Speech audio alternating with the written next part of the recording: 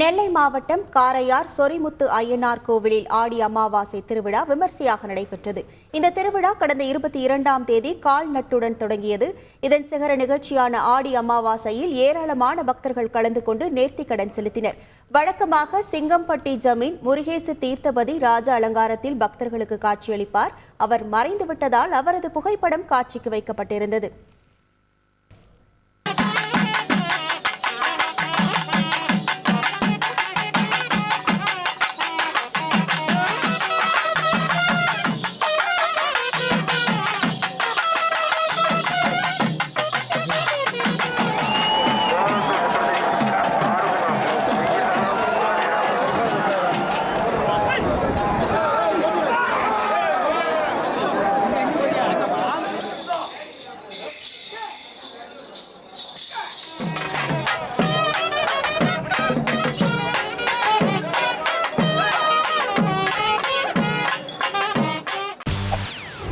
செய்திகளை உடனுக்குடன் தெரிந்து கொள்ள உடனே சப்ஸ்கிரைப் பண்ணுங்க.